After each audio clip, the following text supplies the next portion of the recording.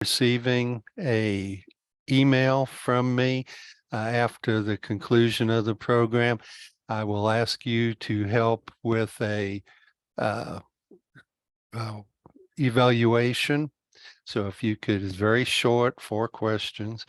And then if you'd like to see the entire program or parts of the program, we will have that on our I-29 website. Give us about 4-5 working days to get it loaded, and then it will be on there. So what we'll introduce our speakers today. Beverly Hampton Phifer, Director of Animal Care at National Dairy Farm Program, and Julia Herman, Beef Cattle Specialist Veterinarian with NCBA. We'll discuss how the Calf Care and Quality Assurance Program is the collaboration of multiple sectors within the dairy cattle industry to provide the best management guidelines to the calf raising sector. Today, you will learn how you can incorporate this tool into your operation through areas like calf health, animal handling and stockmanship, transportation, and emergency preparedness. Beverly, we're delighted to have you on to start the program. Thank you. And thanks for everyone for having us. We're very appreciative that, in these times and as we return to normal and go about life, that we can save some time in an airplane and travel and be able to connect with folks over Zoom or whatever webinar facilitation it may be. So we're grateful to be here today and to speak to you a little bit about the CCQA program. So I'll kick us off, provide a framework and a little bit of background, and then I'll turn it over to Dr. Herman to dig into a little bit more about the specifics of the standards and expectations within the CCQA program. So if you want to go ahead to the next slide there, kind of the biggest question, we get is the why now and the what's in it for me piece. And so we really want to give just a little bit of background and framed up of what the foundation of this program is, CCQA or Calf Care and Quality Assurance. And so if you go to the next slide there, Julia, just right off the bat, we often hear about why or what's the value or what's the concern. Ultimately, the reason that all of us are able to be in animal production, whatever the species may be, is because we have a consumer. We need some folks to buy our product and our end result there. And so we always have to be mindful of why we need, and we'll get a little bit more into the proof points and the risk mitigation piece of it in a minute. But just kind of to summarize here, what's driving these factors of wanting to provide data and wanting to provide some framework and standardization around calf raising is looking at some research around what our consumers are thinking. And so we know still there, a little over than 40% of consumers have no concern about cattle production in the U.S., but we know that there's a growing percentage of folks that have questions. We all know the stats about how far everyone's removed from their food source, from the farm. It's now great grandpa's farm that they're aware of versus grandpa or dad or their own farms. And so for those folks that we want to continue to be confident in their milk and their beef supplies, and products that they consume, we know the ones that have questions is largely concerned around animal well-being. You can see, and so that's really a driver of whenever it comes to standardization, what we're keeping in mind. And so I will say, and Julia, if you'll go to the next slide, and that data is, of course, from NCBA. And so over on the dairy side, the farm program, which I'm a part of, the FARM program really lives, and I won't dig into much of that, but if you're not familiar with the FARM program, I guess nationaldairyfarm.com is where you can learn more about the QA program over on the dairy side. We are not consumer facing. We have a dairy checkoff for that spends a lot of their efforts trying to relay what's happening on consumer confidence in dairy consumption. But the farm program largely exists to provide those quality assurances to our supply chain, to the companies that are purchasing dairy products from our co-ops and processors. And so we have staff members in place that serve as resources and mainly, oh, Julie, I think we lost the slides there. But we do have staff members that are in place that largely serve to build relationships and answer questions from our supply chains so that they can feel confident in their products, that they can mitigate risk, and they can in turn go on to answer questions have of their consumers and further down the supply chain.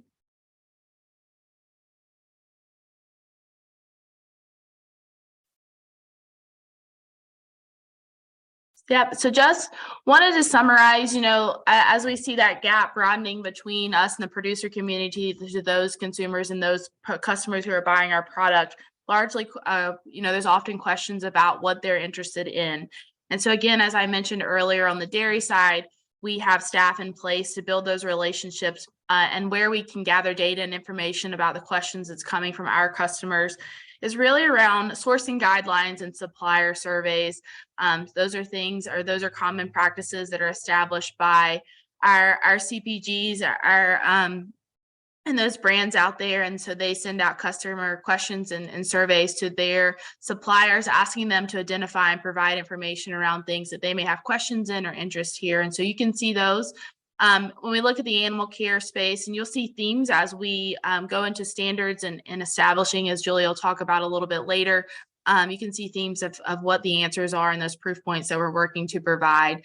But around animal care, when we look at pain mitigation and management, look about cow-calf separation, obviously animal handling and stockmanship. If we look broader than what we're specifically talking about within this program, we know there's questions and concerns around nutrient management and greenhouse gas emissions. The use of antibiotics kind of plays in here when we talk about CCQA. And so, and then a little bit when it comes to labor and workforce are all growing areas of concerns that we want to be cognizant of, that we need to make sure that we're informing our supply chain so they have trust and confidence in their supplies.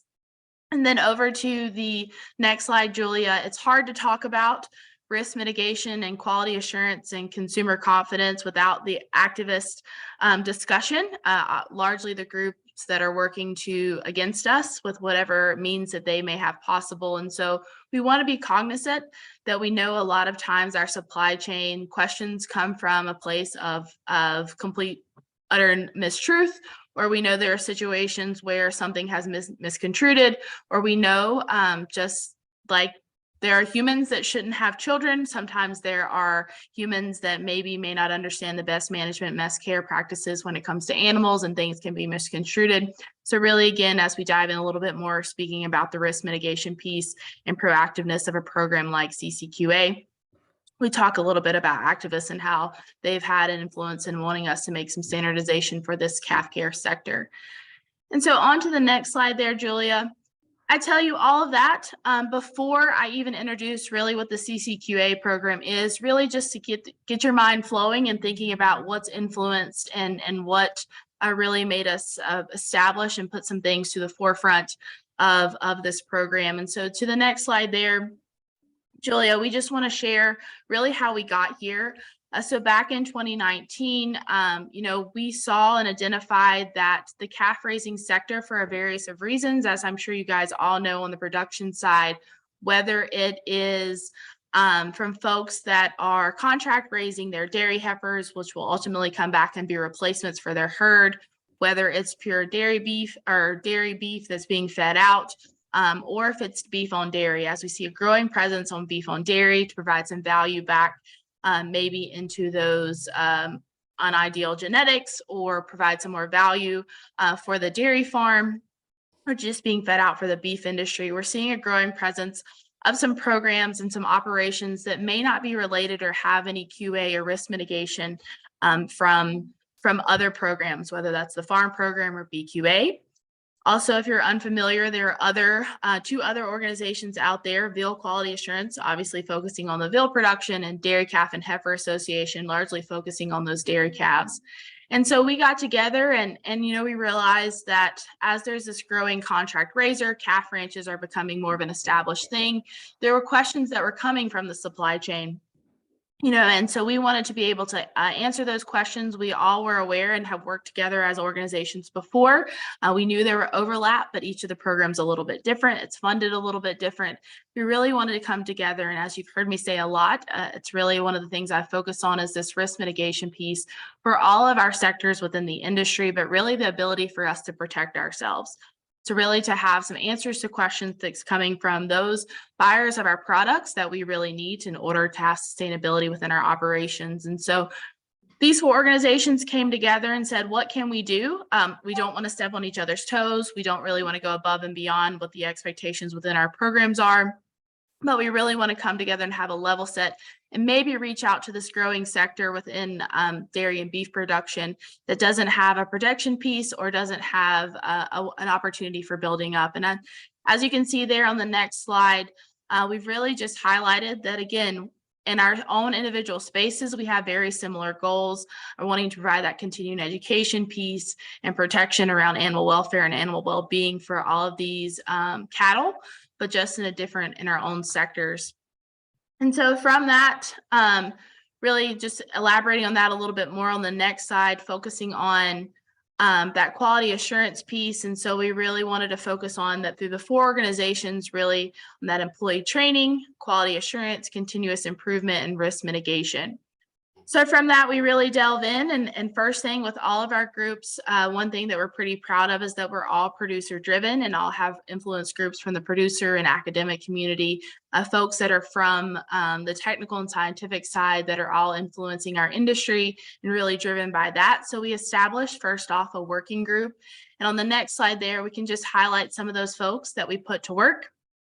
We took a little bit of brainstorming different producers and veterinarians, animal researchers, and others that were involved in this calf care or dairy calf space, beef on dairy space that could influence and provide some direction on what we needed. Initially, we started off with a lit review. The University of Wisconsin was able to go through and review all of our materials. Each of us have our own manual, some type of on-farm assessment, and find some alignments there and identify maybe where there's some slight differences or where there are some holes that we could further address with a program like calf care and quality assurance. So that working group got together and identified some deliverables that would be of value for the sector. And those are on the next slide there. And again, even though we've had some hiccups through COVID, we really worked to establish a few deliverables. And so what's not on here is our first thing after that lit review of our 4 programs and really analysis there was establishing a best management practices manual. So we did have a manual that was released in 2021. And then from that manual, we were able to develop, and this was influenced, of course, if you're familiar with beef quality assurance or BQA, we were able to develop online training modules and in-person training modules that we'll talk about in a little bit. So that's been up and running this past year, as well as a self-assessment tool for calf raising facilities. So again, if you're familiar perhaps with the farm program, you know that we have a calf care section within the farm program. And we were seeing our program participants taking those calf care questions and trying to implement them or asking those questions on their independent calf raisers where there was that traceability in their supply chain. And just on that, I'll note, depending on where you are regionally in this country, there may be the ease of traceability within your supply. You may be able to find where calves and replacements are going, where fed out cattle are going. And so if they were able to do that, we were seeing our participants going ahead and implementing that within their supply chains. But we knew that wasn't ideal, that a calf care section of the farm program is not set up for that. Although it can be an addendum and can be manipulated to do so, we knew it wasn't an ideal situation. So we do now have that self-assessment tool for folks that are taking interest in wanting to just maybe review what's happening on the farm. Maybe they can reach out to another resource such as a veterinarian or someone who is already involved in BQA or farm to maybe investigate what's going on the farm. And then ultimately, we'll additionally have what we're working on right now, a second or third party assessment tool, an audit tool. And we'll talk about that a little bit more, but that is coming down the line. We're currently drafting that and having it put together for review by that technical task force there so they can have influence and so that it can be there for the supply chain and for farmers and ranchers who are raising those calves with dairy genetics as they best see fit. Additionally, and we'll talk about resources at the end, is that we want to make sure that we spend a lot of time in the farm program trying to collate and know that there are already great resources out there, whether they're extension resources, whether they're pharma company resources, equipment manufacturers within the industry. Everyone is trying to assist and support their customers, and we know resources are being created. We want to make sure we find those resources and have them readily available for this producer community if they need them, and then identify where additional resources are needed so we can focus on making partnerships in order to get those created. All of this, again, going back to our goal here, is aligning this industry and creating support around this growing dairy calf and beef on dairy sector. So with that, there is a screenshot there of our reference manual that is available at calfcareqa.org. And then we knew, again, aligning with all of our program areas, or with our current existing 4 programs, we really wanted to focus on 4 different areas: that continuing education and emergency preparedness, employee training, calf health, animal handling and stockmanship, and management and care. And all of those Julia will dive into in just a little bit. But again, speaking to, and on the next slide there, really speaking to that we wanted to make this easier. We know that if you're in the beef sector, if you're on a feedlot, there's the likelihood that if you're not already participating in the feedlot assessment or audit that BQA offers, that it's likely coming. Same thing, it's very likely or almost a guarantee that if you're in the dairy sector, that you're already participating in the farm program. So for those farms that have calves and keep and raise calves on their farms that are dairy farms, we went ahead and affirmed that we are going to establish equivalencies. So for those farms that are participating in the farm program, there will not be the additional ask for a CCQA audit from their supply chain because we have that equivalency set. The other win is when we look at that caretaking training, whether that's online or in person, it does meet the requirement that's in version 4 and most likely will be in version 5 as well for calf care continuing education. So if that's something you're familiar with, I hope you see that as a great resource. Similarly, on the BQA side, when we look at the caretaker training, it also gives you that BQA certification equivalency. And so with that, we will dive into, on the next slide there, talking a little bit about this caretaker training. So again, we have those 3 deliverables from the CCQA program. We have this caretaker training that has already been released. We have a self-assessment that's already been released, and we have a second and third-party audit tool that will be coming this year. So when we look at the caretaker training, again, similar to BQA, if you're familiar with their model, it is offered online or in person. It does have a certification test that folks are required to pass with an 80%. So that's 20 questions and closed notes. And it is has a 3-year certification available with that. So you can access that online in the training modules. They're interactive training modules. They're currently available in English. We're finalizing the Spanish modules as is. And so we hope those will be available in the coming weeks. And all of that is at calfcareqa.org/training. And so then once we have those up and running and there's additional requests for other translations, we can definitely look into that. But we wanted to make sure that we got it up and established and then can broaden that out as well. So those online trainings are obviously self-driven, but when we look at the in-person trainings, we know a lot of folks that if you have someone on maybe a larger operation that is training your employees already, it may be a great opportunity for those folks to be CCQA instructors. If there are veterinarians that are trying to provide additional services for their clients, they're also great folks to be CCQA instructors. Other folks can include extension, sales reps, other support staff, nutritionists, and others that are looking to help with personal development and career development for these calf ranches or anyone who's handling dairy calves or calves with dairy genetics. So beef on dairy gives an opportunity for them to facilitate that to individuals as well. So our instructor trainers do have to go through an additional in-person training. It's not extremely extensive, but at this point it is a 1-day training where we have a few additional questions and just want to provide them with as much material as possible. And so that is there on that slide. You can see we can just outline that those folks are individuals that have a little bit more experience and want to provide that additional training for individuals there. And so on the next slide there, we just want to highlight some folks that may be interested in taking this calf care training. So anyone on the farm or ranch or facility or operation that may have responsibilities handling or managing dairy calves, beef on dairy calves, anyone that's involved in transportation. We want to make sure that they have an opportunity and that they fully understand what expectations are within calf care. And I know, again, Julia, we'll talk about this a little bit, but we want to make sure to just doing that as a risk mitigation piece to make sure there's a clear understanding of what expectations are and that everyone feels comfortable in their role whenever they're handling and moving and managing calves. The other thing we just want to highlight there is around See It, Stop It. If you're not familiar, See It, Stop It is an initiative that's supported by the dairy and pig industry and the pork industry there. It's an anonymous hotline and also has an email, which fully transparent that obviously that's not completely anonymous, for folks to call in and report situations that they see that they have questions about.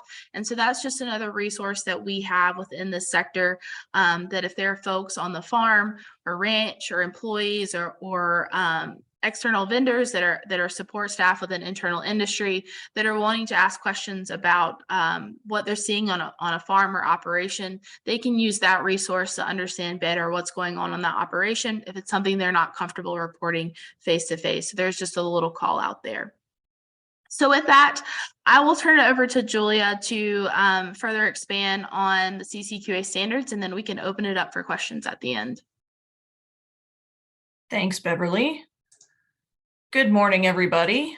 And if you're familiar with either the BQA program or the dairy farm program, you realize how broad our training goes. It goes through all different aspects of raising that animal. And that's what I'm just going to walk through each of those four each of those four topics that Beverly introduced and show you the different highlights that we have within each of them. So starting off with our employee training, continuing ed, and emergency preparedness, we really focus on just key competencies with risk mitigation, crisis planning, emergency preparedness, especially employee training. I think that's one of the most important things that CCQA provides to anybody in the calf raising sector, and also that continuing education piece.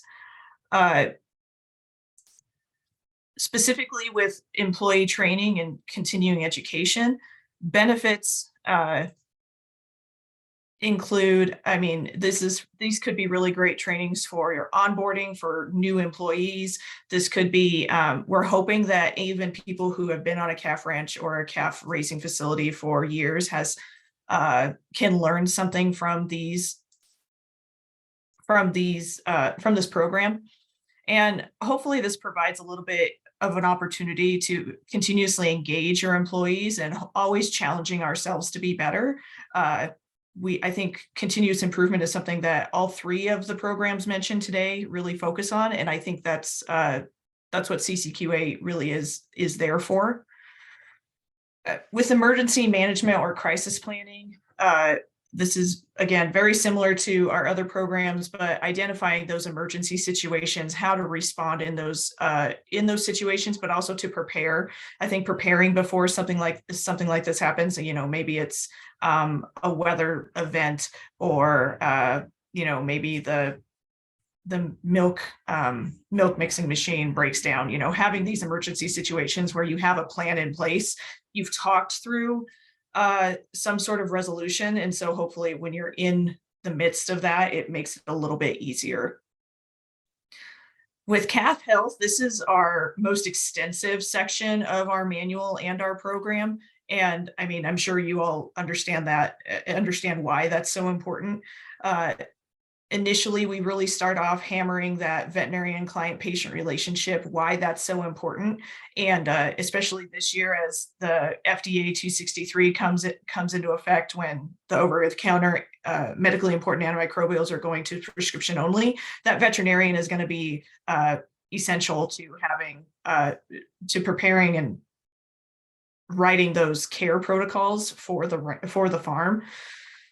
All of the different herd health plan components that will go through animal identification, biosecurity, proper drug use, fitness to transport, handling non-ambulatory animals. So this section is really comprehensive in taking care of our babies and making sure that we are providing them the best chance to thrive. We walk through our part of the training is walking through what is a VCPR,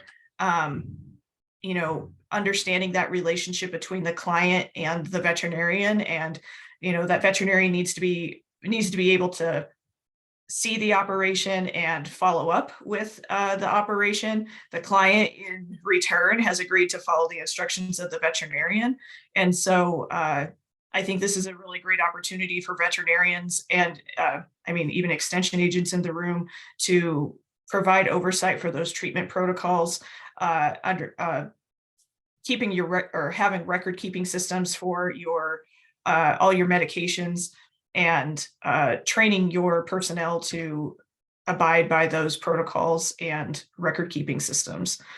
Herd health plan, also very broad as we go into more of that. Antimicrobial stewardship is one thing that's really important outside, not just within our industry, but outside of our industry. So making sure we're utilizing those tools in a responsible and judicious manner, and making sure that we are recording any treatment so that we can follow those proper withdrawal times, minimize residues if those animals happen to be in the veal chain, but also paying attention to when they move from one operation to the other, that next operation understands what that animal has been treated with. Biosecurity and sanitation is a pretty big section within the program. Anything from colostrum quality to timing of colostrum, whether that's at the calf raising facility or if it's at the dairy before they collect the calves, but making sure our cleaning and disinfection protocols are continually being monitored and checked. I worked on a dairy where we had a Salmonella Dublin outbreak, and it came from the brush that was scrubbing the baby bottles. And so making sure we have those checkpoints in all areas of the equipment cleaning process. That includes our housing and then our feed and water buckets, making sure we have that clean water, cleaning out those facilities in between calves so those younger calves are not exposed to what those older calves had left in that same area. So biosecurity is very important to these young babies as their immune systems are developing. So this animal health section, you can see that it's pretty robust, and we try to provide guidance in each of these areas so that no matter the size of your operation, you will be able to use these guidelines in your operation and customize your care protocol based on our guidelines. Within management and care, this looks at all the best management practices as they relate to management, nutrition, also very important for our babies as they're growing. The areas that we highlight in this one, anywhere from hygiene, injury mitigation to exercise, social contact, environmental quality, adequate spacing, nutrition, and pain mitigation. Specifically with nutrition, we do go into colostrum versus the milk feeding program. We also discuss that solid feed intake, when to introduce that, and then other feed and nutrition considerations, especially having that access to clean water as that calf is growing. We do call out pain management. That is, according to the American Association of Bovine Practitioners, this is the standard of care to consider and provide pain management. So having definitions of what that could be, and then providing examples of how pain management could be integrated into the calf raising operation is in there. Overall, again, trying to look at all aspects of effective management and care. So that's social contact, injury mitigation, hygiene scoring, make sure our bedding and housing is as clean as it can be to reduce disease transfer risk, and then allowing that adequate space and exercise for these calves as they continue to grow. Within animal handling and stockmanship, I think this is something, depending on the type of operation you have, this is where you can definitely customize the guidelines to what you are specifically raising in the equipment you are using. Using that natural behavior of that calf, even though I know that dairy animals, their flight zone is a little bit different than the beef animals that we deal with, but understanding that natural behavior and utilizing it to best handle these animals in a low stress manner. Tail health is included in this one, also equipment use, restraining, and animal handling. We do go in and define the difference between animal welfare, animal neglect, and animal abuse, and really highlight that there's a zero tolerance policy for unacceptable handling, and that needs to be in place on each of the farms that you may be responsible for. I think when we take care of our babies, it's a very visible portion of our industry, and we really need to make sure we have the best care for them, and our workers are trained in those best management practices. Oops.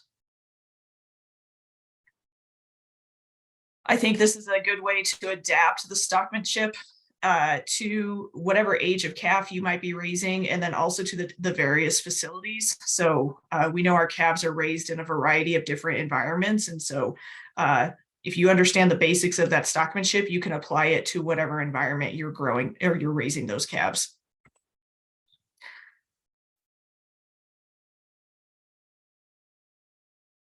I think this was still me. With a veterinarian, I think this is really, I think this is a great opportunity to become a CCQA instructor. Veterinarians are already facilitating trainings for employees on the different calf raising operations, but they can also assist the clients with any of those self-assessments or that audit tool that we are developing. This is also a good, I guess the veterinarian can also use this as directing clients to the different program contacts, depending on who might be best for that. So the BQA or the farm staff. But I'll invite Beverly to come back in and further discuss the program. Yeah, and I think on the next slide, there was some screenshots of resources. Just want to take a minute to call those out. Yep. So calfcareqa.org, we, as I mentioned earlier, try our best to collate the resources that already exist or find those folks that may be developing great resources that can be utilized for all operations with these types of animals. And then in addition to those, the resources that we've developed, whether that's protocol templates or scoring guides, more information related to the trainings, webinar topics around any of the priority areas that we have highlighted for employee training beyond the CCQA caretaker training. These are great resources, not only for specific independent calf ranches, but if you're a dairy farm, or in some instances, if you're a beef operation, there are resources that can be utilized on there. So I would encourage you to take a look at those resources. You can see that resource tab there in the screenshot of the website. And then if there are additional things that you think would be of value or that is needed, please let us know. We currently have a wish list of things, and as they come up with discussions with other creators, we try and get those completed as well. Then I think just on the next few slides, we have a little bit more information about who to reach out to. So if you're in this sector and you're looking for maybe the potential to host a calf care training, caretaker training, or interested in hosting one of those for your operation or for your county and extension, or whatever the case may be for your veterinary clinic, we'd encourage you to reach out to your BQA state coordinators, as well as if you're familiar on the dairy side, reach out to your farm evaluator. All of your dairy farms, for the most part, have a farm evaluator, or if you're working with any co-ops or processors, they'd be able to connect you with their farm folks as well. And then if you have questions on the next slide, maybe more from a programmatic concern, or are interested in becoming a CCQA instructor yourself, a CCQA caretaker instructor yourself, a lot of new terminology, want to make sure we keep it straight. Please feel free to reach out to us as staff. Again, we mentioned that this is a joint initiative from four different organizations, and mainly led here by staff from this team that you see here of Emma, Dr. Herman, and myself. So with that, Definitely think that we can open it up for questions if there are any, or Fred, if there are any additional things that you'd like us to cover off on, please let us know. No, I think that you did a great job, but I'm sure we've generated questions. The two ways you can do it. You can unmute yourself and ask the question directly, or you can type in the meeting chat and we'll get your question asked that way.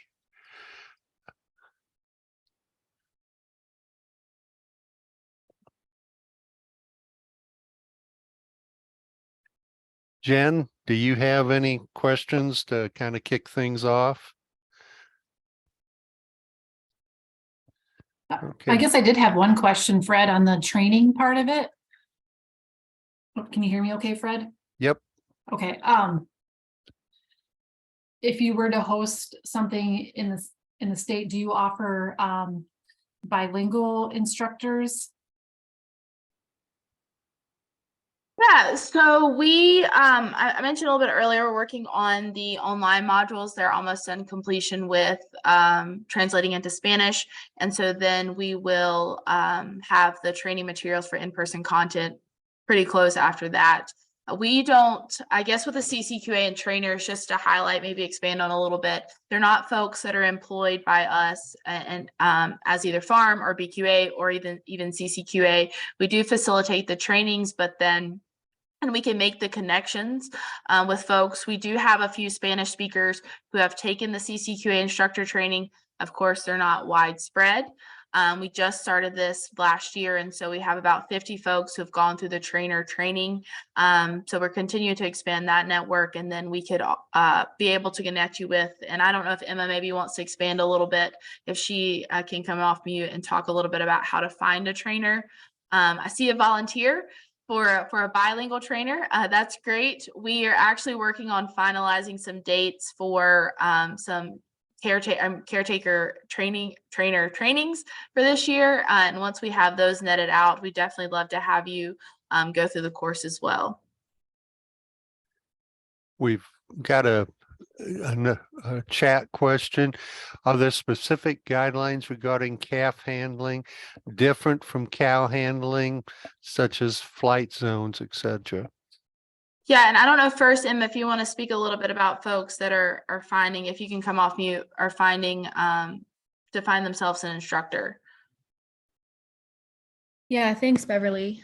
So if you go to calfcareqa.org, we have a space on that website where, as Beverly said, you can fill out a small form to sign up to get info on when we have our next instructor training. We do have a list of instructors. It's just kind of small at the moment, so we haven't listed out their information on our website quite yet. But that is the goal, is maybe either have an interactive map where you can click on your state specifically to find an instructor, or either, type in your state and be able to find that person's information. But we would be more than happy after this webinar to get you in touch with someone who's already certified in your state to be an instructor, if that would help. Thank you, Emma, and thank you, Heidi. She's added the link there. If someone is interested, it's a clickable link. So any other questions?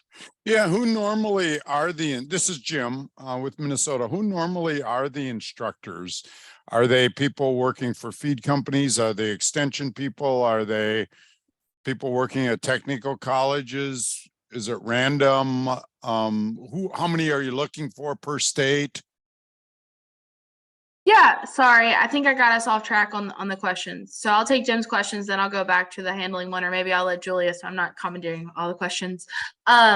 So speaking of who the instructors are, so we ask that instructors are folks that have a strong foundation with experience in the calf sector. So one thing we know is that, and this kind of ties in a little bit to the question Julia will answer, but we're talking about everything from a newborn Holstein calf all the way up to a couple 100-pound plus weaned steer or heifer. So there's a pretty broad category of animals in there, as well as folks that could have history or knowledge or experience within that space.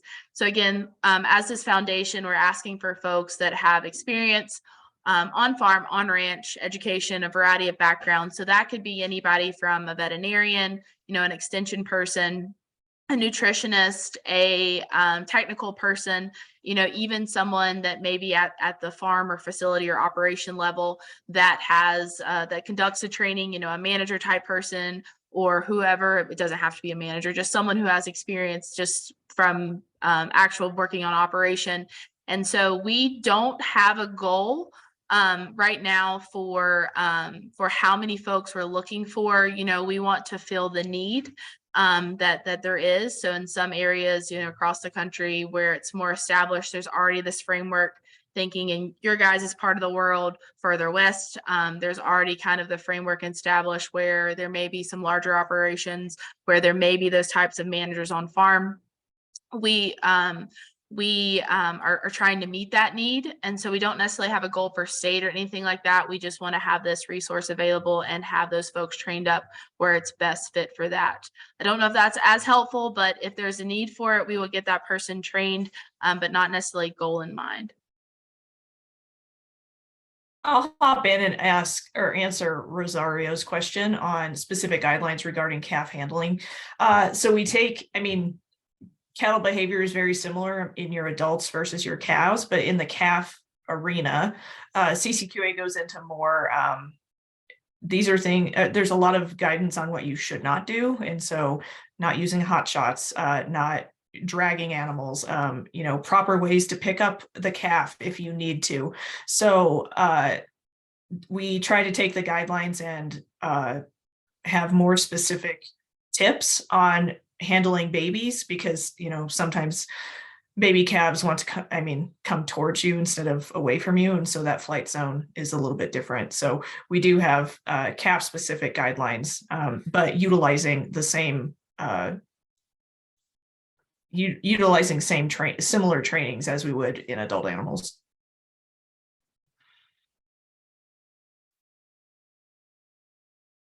Oh, Fred, you're muted.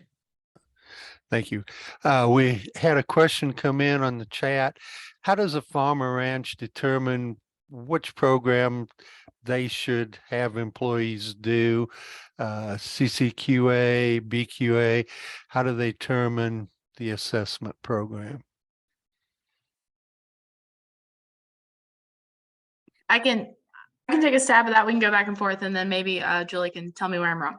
So for CCQA versus BQA training, so I think mainly the main focus from BQA is that post-weaning. So going in to be fed out operation, and a lot of times for that caretaker training. So if you have an operation or a facility where they're working with a lot of pre-wean calves or younger stock animals, I'd really encourage you to do the CCQA training. Don't believe there's any reason why they cannot do both, but I'd focus on that. Also, if you're coming in with a dairy influence, I'd focus on that as well. Again, it really focuses on some things that are more specific to those dairy calf genetics. Whenever we look at assessments, again, if you, these I think work out a little bit easier. So I will say that for the most part, I think that the adoption of a CCQA audit is most likely going to be where the supply chain is asking questions. So if there is that traceability within the supply chain, if a dairy can trace back to their heifer raiser, if a feed yard can trace back to who's raising those calf ranches, and they're able to, and the supply chain is asking of that, there will be this resource available for them to complete that assessment. As I mentioned earlier, for those operations, only dairy farms participate in the farm evaluations. And so if you're not a dairy farm, the farm evaluation wouldn't apply to you. And if you are a dairy farm, from our perspective in this program, you only need to be concerned with the farm program evaluation. It's not something that you need to do CCQA in addition to that. So likewise, if you are just a calf raising facility, then the farm evaluation is not relevant to you as much. And so you would only need to focus on CCQA. When we look broader or similar to that, the BQA assessment currently is for feed yards. And so if you're a feed yard, feeding out those cattle, finishing those cattle, that's where you want to focus on that assessment versus the CCQA audit. And then as well as VIL, I believe VIL is mainly going to be supply chain dictated. So if VIL happens to have a supply chain that's asking for CCQA, it may be an additional ask. I don't believe the VIL VQA has put out a firm stance of equivalency there, but for right now, it'll be mainly supply chain dictated. I don't have anything to add. Okay.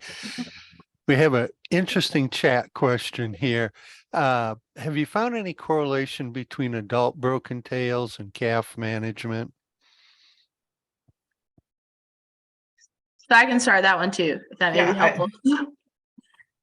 So I would say the one thing here is that kind of with that lit review that I discussed at the beginning and trying to relay a foundation, we didn't find or currently is in of published specifics around tails in general. That's actually area, even when we look at adult cattle, that we really want, we have identified that there needs to be some more research conducted around causation, as well as prevention. And so we have not found anything beyond the fact that we want to identify or we encourage, or if someone asks us what needed to be researched upon, I would say causation of broken tails. And we know a lot of that varies on operation or regionality or types of operations, facility design. The obvious concern around broken tails is the cause that it is, or the concern that it was caused by handling.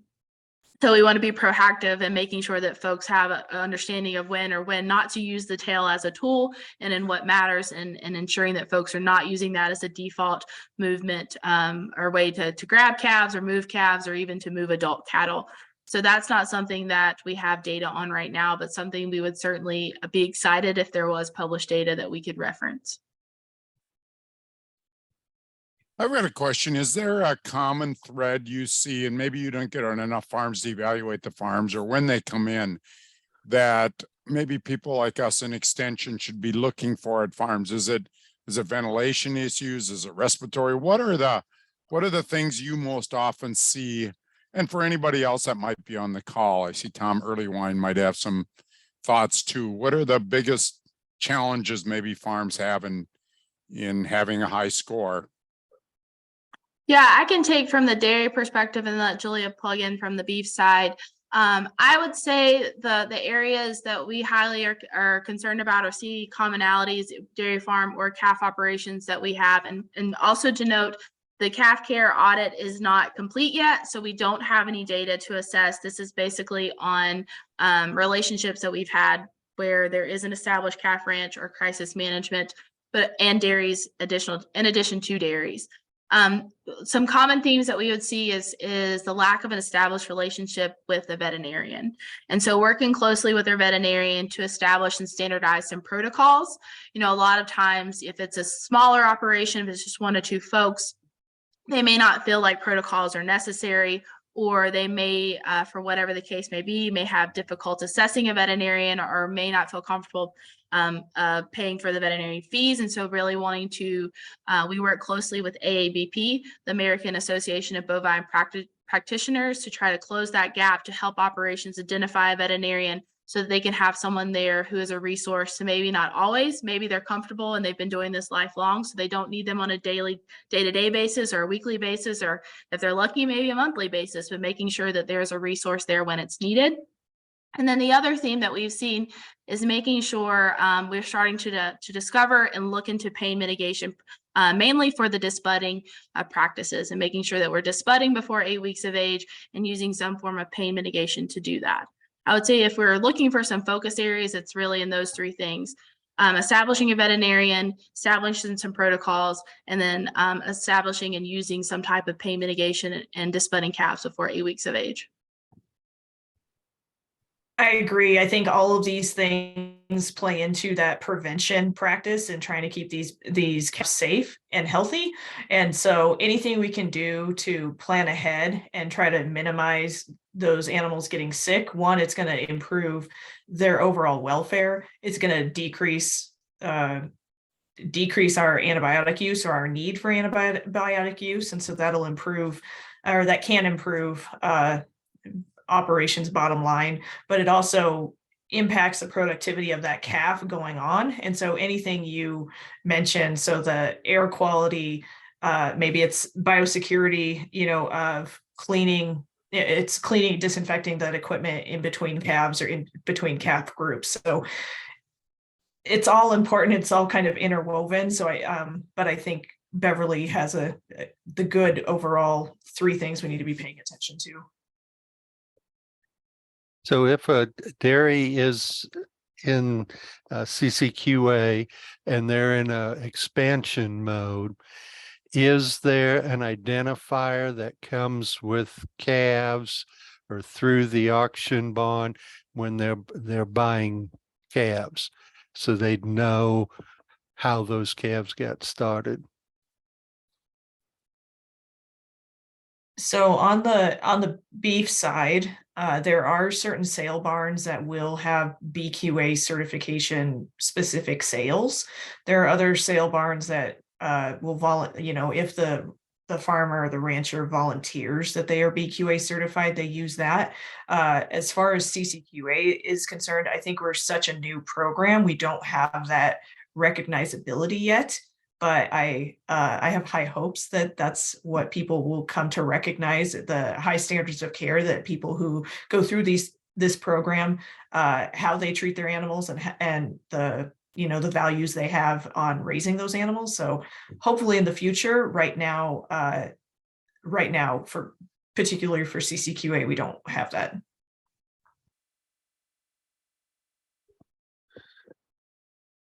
Any other questions?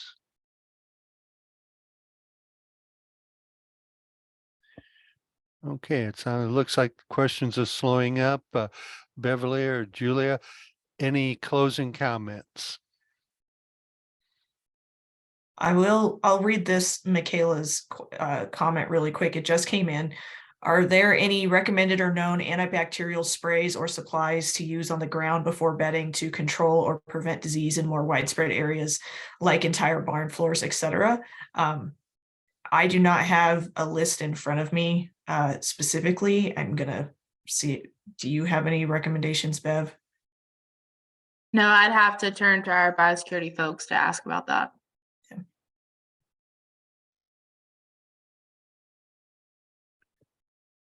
Jim, are you familiar with any disinfectants that are labeled or used in that way? No, I'm not. I'm sure there are some maybe veterinarians or a supply place that might know. We've had Danielle's posted disinfectants are labeled for the organism of concern, just like antibiotics. Thank you, Danielle. Okay. Any closing comments, Beverly or Julia? Not for me. I would like to say that is a great contractor for me to say I need to ask my biosecurity folks, and then she just pops up and puts it in the chat. So that worked out well. The only thing I'd add is just thank you guys for having us. We really appreciate it. This is a new program. It's one that we're just getting the foundation, as this is a growing sector. So you guys may have ideas of what's relevant to your area. So feel free to reach out to us and let us know and give us feedback, questions, needs that you may have. That's what we're here for. I am going to go ahead and say Danelle's popping in a couple more comments. It would be good to talk with your veterinarian to find out what the primary concerns are and then read labels of what you have to see what works best.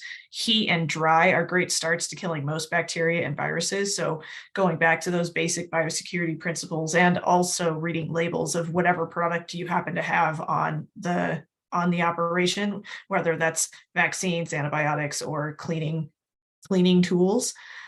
She also provided a nice resource on how to read those labels and see what is EPA registered from the Center for Food Security and Public Health from Iowa State. Closing thoughts for me. I think this is yeah, as Beverly said, this is an exciting new program. We're eager to get this out to the calf raising communities, and we have some opportunities this year. We're reaching out. Heidi Carroll, who is our state BQA coordinator for South Dakota, helped us connect with you, but we're also going to be at the Central Plains Dairy Expo, Dairy Calf and Heifer Association, and then we're also going to be at the American Association of Bovine Practitioner Conference later this year in Wisconsin. So look for us. If you have an event that you think this would be a good fit, please reach out to any of us. But we appreciate your time and thank you for inviting us. Thank both of you for the information you shared with us. I'd like to remind those attending that we, at this point, I will be sending you an email, probably late this evening or tomorrow, having a evaluation for the program, as well as giving you the archive link for the entire program. And finally, we have the I-29 Winter Workshop presentations on evening webinars this month, starting on February 8th with Anthony Bly on what's the fuss about carbon. He's coming from a soil perspective. So again, thank everybody for attending. And if you're interested, you will get the archive information in the next day or two. Thank you much.